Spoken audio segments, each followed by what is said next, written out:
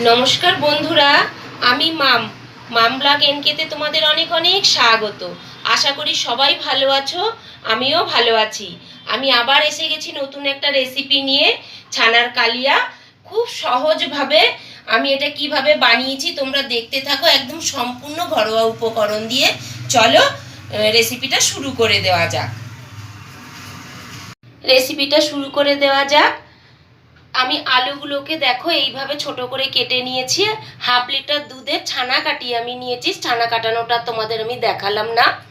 আর এখানে নিয়ে নিয়েছি কিছুটা মটরশুঁটি ছাড়িয়ে নিয়েছি আমি।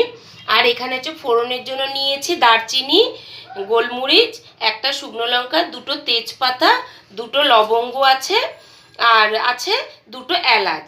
আর মশলার জন্য আমি নিয়ে নিয়েছি এখানে কিছুটা কাজু বাদাম আছে, দুটো কাঁচা লঙ্কা, 4 টুকরো আদা, দুটো ছোট সাইজের টমেটো। আর ফোড়নের জন্য আরও একটা জিনিস, সাদা গোটা জিরে আমি নিয়ে নেব। এই দিয়ে রান্নাটা আমি শুরু করব। আর গুঁড়ো মশলাগুলো তোমরা একটু দেখে নাও কি কি আমি নিচ্ছি। ছোট চামচের 1 চামচ ধনে গুঁড়ো, পরিমাণ মতন হলুদ গুঁড়ো, 1 চামচ জিরে গুঁড়ো, আর খুব অল্প সামান্য লঙ্কার গুঁড়ো, ছোট চামচের হাফ চামচ লঙ্কার গুঁড়ো। এই রান্নাটা ঝাল হবে না খুব একটা। এইগুলো আমি একটু জল দিয়ে গুলে নেব।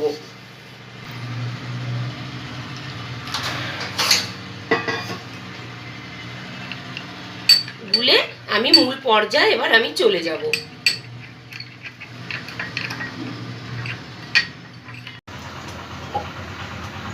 মূল পর্যায়ে তাহলে চলে যাওয়া যাক। ওভেনে কড়া বসিয়ে দিয়েছি। কড়াতে আমি কিছুটা সাদা তেল দিয়েছি, তেলটা আমার মোটামুটি গরম হয়ে গেছে। এবার আলুগুলো আমি সব তেলের মধ্যে দিয়ে ভেজে নেব।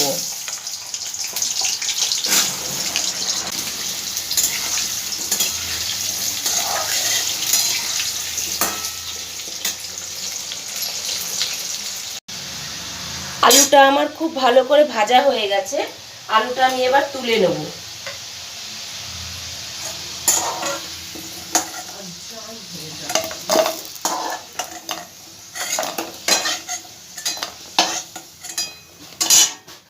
এবার এই তেলটার মধ্যে আমি সম্পূর্ণ রান্নাটা করব। তেজপাতা দুখানা মধ্যিখান দিয়ে ফেড়ে আমি দিয়ে দিচ্ছি এর মধ্যে। একটা শুকনো লঙ্কা আমি দিয়ে দিলাম মধ্যিখান দিয়ে ফেড়ে ফোড়নে। আর দেব দুটো দারচিনি, দুটো এলাচ আমি মধ্যিখান দিয়ে টুকরো করে দিয়ে দিচ্ছি, আর 2-4টে গোলমরিচ আর দুটো লবঙ্গ আমি দিয়ে দিচ্ছি। আর দেব হাফ চামচ সাদা জিরে, ছোট চামচের হাফ চামচ সাদা জিরে। গ্যাসের ফ্লেমটা আমি লোতে দিয়ে রেখেছি।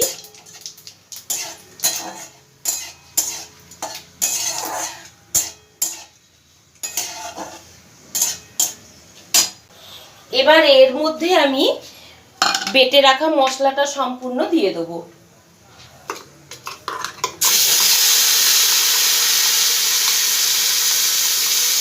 মশলার মধ্যে কি কি ছিল তোমাদের তো আগে আমি দেখিয়েই দিয়েছি। আর গুলে রাখা গুঁড়ো মশলাগুলো আমি এর মধ্যে দিয়ে দিচ্ছি একসঙ্গে। খুব ভালো করে এবার গ্যাসের ফ্লেমটা আমি মাঝারিতে দিয়ে দিলাম।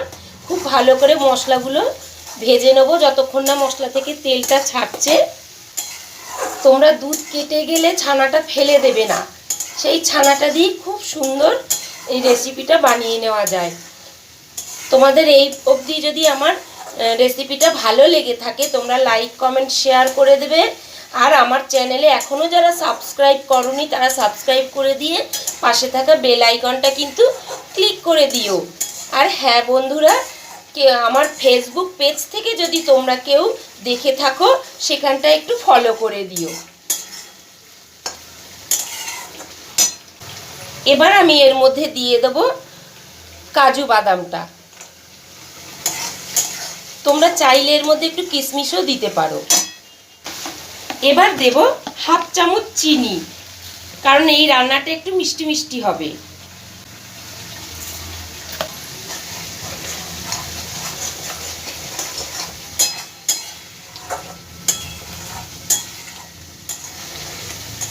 গরম ভাত, রুটি, পরোটার সাথে ভীষণ ভালো লাগে এই রেসিপিটা।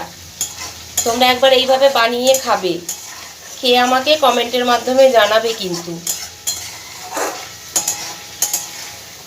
তোমরা তো ছানা অনেক রকমভাবে ছানার রেসিপি খেয়েছো করে, একবার তোমরা এইভাবে করে খেয়ে দেখো। এবার এর মধ্যে আমি ছাড়ানো কড়াইশুঁটিগুলো দিয়ে দেবো। খুব ভালো করে মশলাটা এবার আমি কষাবো।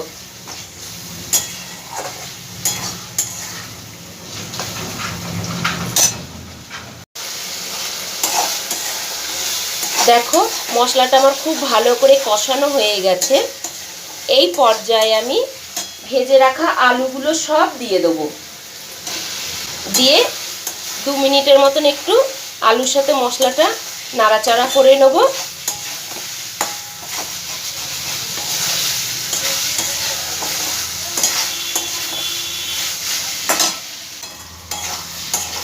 দু মিনিট বাদে আমি আবার ফিরে এলাম। এবার আমি এর মধ্যে ছানাটা সম্পূর্ণ দিয়ে দিলাম। দিয়ে খুব ভালো করে মশলা আলুর সঙ্গে ছানাটাকে কষিয়ে নেব।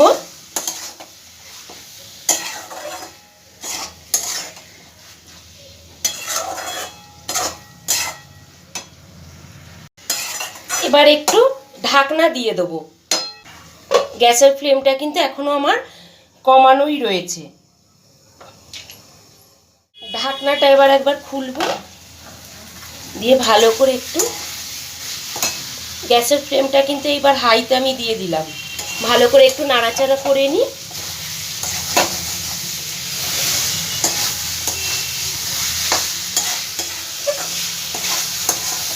এবার আমি জল দিয়ে দেবো পরিমাণ মতন। খুব বেশি জল দেবো না, অল্পই দেবো। এই রান্নাটা কিন্তু মাখা মাখা হবে।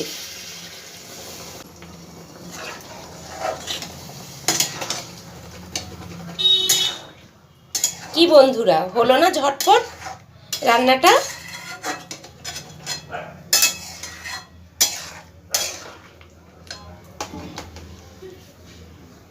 এবার আমি স্বাদ মতন নুন দিয়ে দেবো, দিয়ে ঢাকনা দিয়ে দেবো।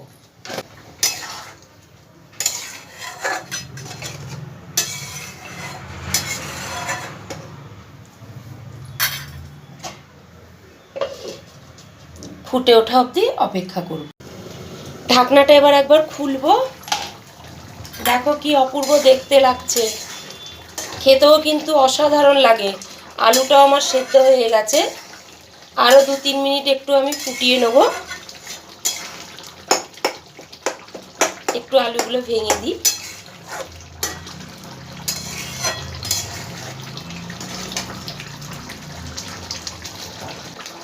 এবার এর মধ্যে আমি 1/2 চামচ গরম মশলার গুঁড়ো দিয়ে দেবো, আর ছোট চামচের 1/2 চামচ ঘি দিয়ে দেবো।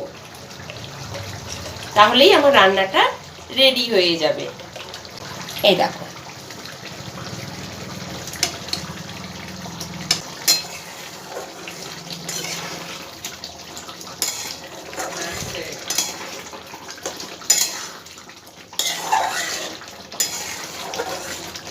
ফাইনালি আমার ছানার কালিয়া রেডি। টাটা বন্ধুরা।